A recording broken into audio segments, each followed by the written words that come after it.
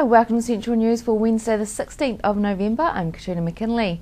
In today's news, the number of fully qualified teachers in Tauranga early childhood centres will increase no matter which political party forms the next government. Both Labour and National are pledging more qualified teachers if elected. Labour candidate for Tauranga Deborah Mahuta Coyle says her party will boost funding to increase the number of qualified teachers with the aim of reaching 100% qualified staff.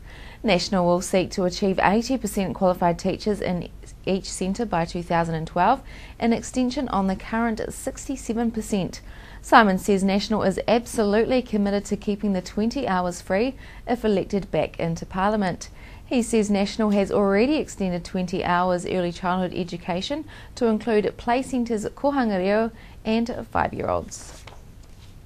Tauranga Mayor Stuart Crosby is thrilled the beach is mostly reopened this morning as it is in good time for the approaching summer and holiday season.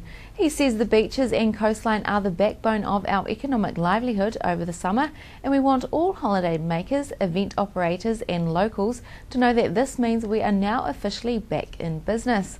The beaches, less part of Papamoa and Makatu Spit, are reopening owing to the efforts of thousands of volunteers registered. The White Ribbon campaign is launched in Tauranga with about 80 people attending a breakfast this morning with Mayor Stuart Crosby. The campaign's message is Men Against Violence Towards Women, and the feature of it is the White Ribbon motorcycle ride due to be in Tauranga next Wednesday.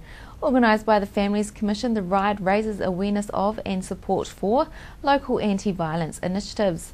Families Commission White Ribbon campaign manager Rob McCann says there is far too much violence in our society, and for Tauranga this is an opportunity to hear from men who care enough about this issue to ride throughout New Zealand, sharing their inspiring stories. A fleet of 9 20.7 metre yachts are on their way to Tauranga, with the first vessels expected to begin arriving next week. The Clipper Round the World race fleet is for the first time making Tauranga a port call on the leg from Geraldton, Western Australia.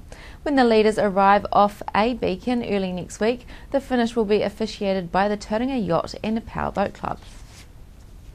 Tauranga's Classic Flyers is cementing its place as a premier New Zealand aviation museum with the allocation to it of 2 mothballed Air Force jet planes.